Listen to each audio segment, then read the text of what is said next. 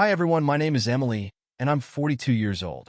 I live in a quiet suburban neighborhood with my husband Michael, and my stepson Daniel's life here is mostly peaceful, but I often feel a deep sense of loneliness in my marriage.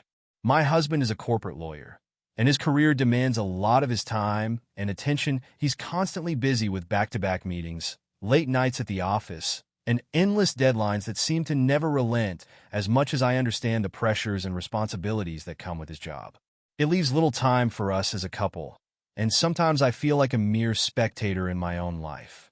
Make sure to subscribe to my channel so I can continue bringing you more fascinating true stories like this one.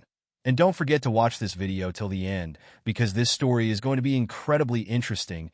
There was once a time when Michael and I were deeply connected, sharing laughter, dreams, and intimate moments. We had built a life together filled with love and companionship. But somewhere along the way, the spark faded, and our nights grew colder and quieter, filled with silence. Rather than the warm conversations we used to have, I often lie awake, staring at the ceiling, reflecting on what went wrong despite everything.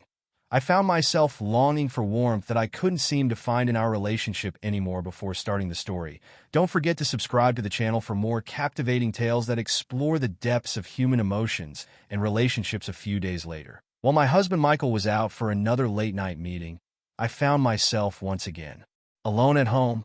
The house felt eerily quiet, the stillness almost palpable, and my thoughts consumed me as I reflected on the electrifying encounter I had with my stepson Daniel not long ago.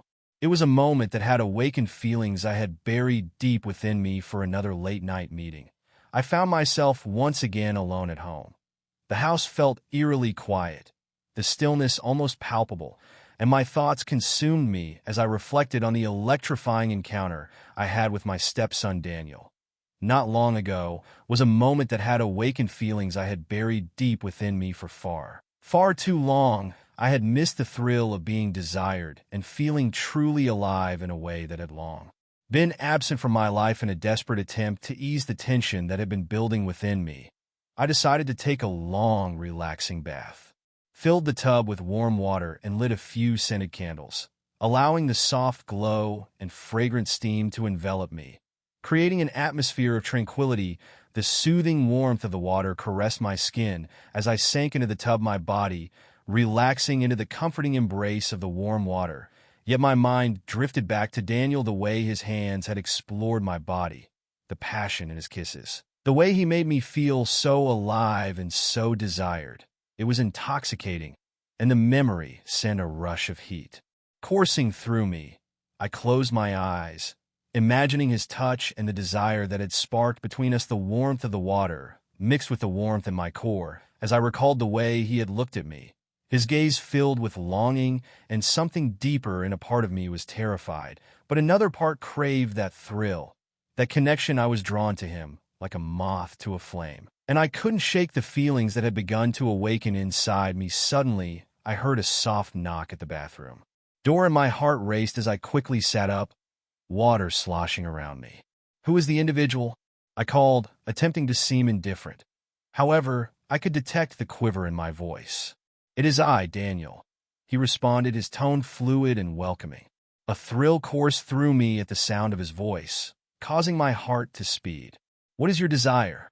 I inquired, maintaining a buoyant tone despite the excitement surging throughout me. He expressed his anxiety for my prolonged presence, and I discerned an underlying emotion that intensified my heart's rhythm. I paused to regain my composure, attempting to suppress my emotions. However, the anticipation was palpable. "I am well," I responded, that I was merely taking a bath, my cheeks reddening at the notion of him waiting outside the door. A brief pause ensued before he resumed speaking. "May I attend? I merely wish to see you." My heart raced upon realizing he was positioned outside the door, prompting an instinctive desire to admit him before I could articulate a response. He entered the room with a self-assured gait. My breath halted as I observed his appearance, his disheveled hair, the snug t-shirt adhering to his torso, and those penetrating blue eyes that appeared to look through me, rendering me feeling vulnerable in an unforeseen manner. He suggested that you would appreciate some companionship, his eyes wandering to the flickering candles throughout the room. I was astonished by his audacity, sensing the atmosphere become charged with tension. I am uncertain whether that is a prudent notion. I stammered, my heart racing as I tried to sound composed, though every part of me wanted to draw him closer.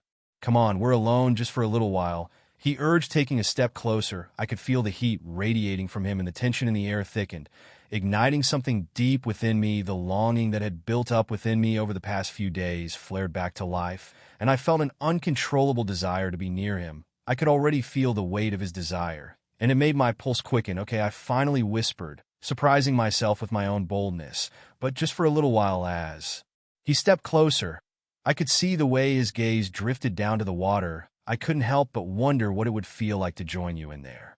He said, his voice low and teasing, sending shivers down my spine. I swallowed hard, my heart pounding as I imagined just that. What if Michael comes home? I asked, trying to sound practical.